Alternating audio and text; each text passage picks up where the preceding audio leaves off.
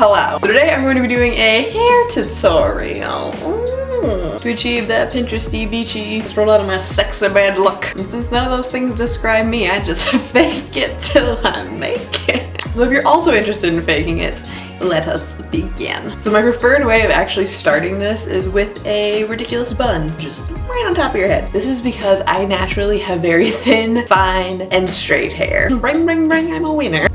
So I find that by piling all of it on top of my head, it just already like starts you off with more volume and like a slight amount of wave without having to put any time or heat on it. So a lot of the time I do my makeup before I do my hair, so I just kind of plop it all up there, do my makeup, and then just release the beast. So this just kind of gives me like a head start almost. A lot of you probably won't even need that step. The bun itself does not matter. It is literally just sticking it on top of your head, tying it with a hair tie. There are no tricks here. Another thing that I like to do is I actually prefer to curl my hair in the middle. That's just another future preventative. I don't know what I'm doing with my life, much less my hair. So sometimes it's parted over here, sometimes it's parted over here, and more often than not, it's a tangled mess in the back. So just a sort of a precautionary element. I just part it down the middle. I just find that it's more symmetrical and easier to work with no matter where you part it in the future, but you do whatever you heart desires. Next, I'm going to slather my hair with this Heat Total Protect and Defense Lotion.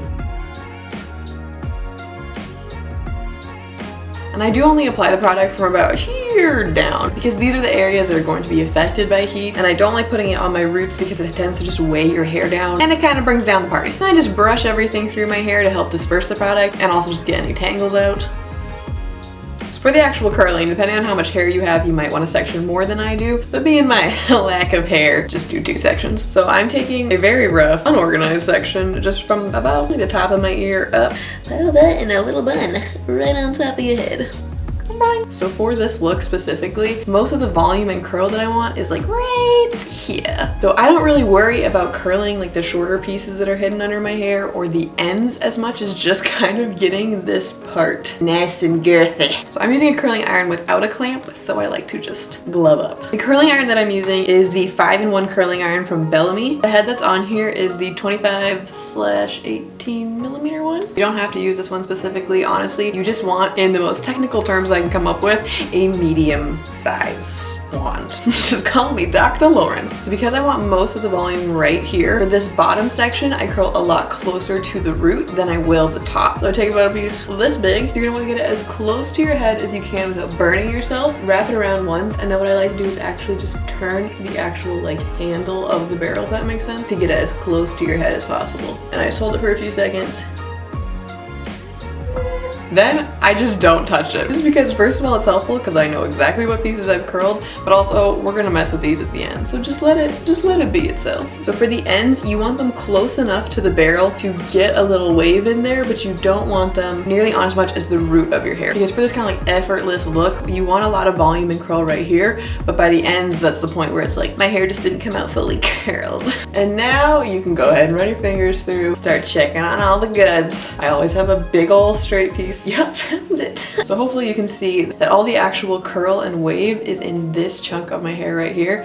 And then these pieces kind of just are like more wavy, which is what we're going for. So let the rest of your hair down. So for this part, I do tend to pay a little more attention to what I'm doing because this is all the hair that you can see. And on this part, you actually don't want to go anywhere near the root. If you're using a straightener or you want to give your hair some volume and like pull it up, it makes total sense. But for the curling end, I don't actually like for any of the curl to start until about here. So while for this underlayer, we are trying to get really close to the root. This we are doing not at all. So for this, you want to take a piece, start closer to the end, wrap it around a few times, and then just roll it into about where you want your curl to kind of start. And then blah blah. And for the direction of your curl, I like to alternate them just to really try and lie that I didn't try with my hair this morning. But for the front pieces, no matter where you ended up parting it, I think that it looks best kind of pulled away from your face, like a minor Farrah Fawcett.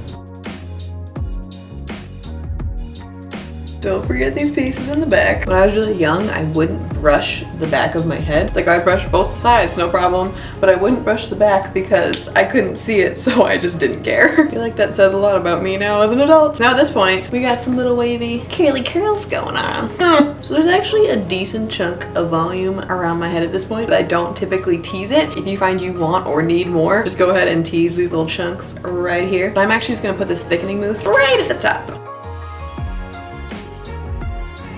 This stuff smells so good. And then for the rest of my hair, I do like to put some product in it just to make sure that it actually stays throughout the day. I recommend using either a clay or a mousse. If your hair tends to stay curled better, lay it up. Mine does a decent job. This will sort of disintegrate throughout the day. So I actually prefer to use this living proof curl enhancing styling mousse.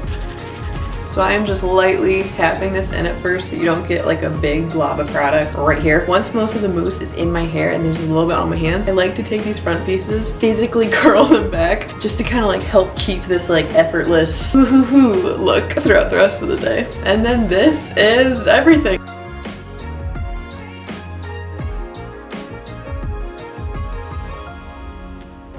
Oh, effortless looks. It takes so much effort. Well, that's everything for today. Thank you so much for watching. Go put your pictures in a photo album, tie your shoelace, and have a nice day. Bye. Thanks for watching.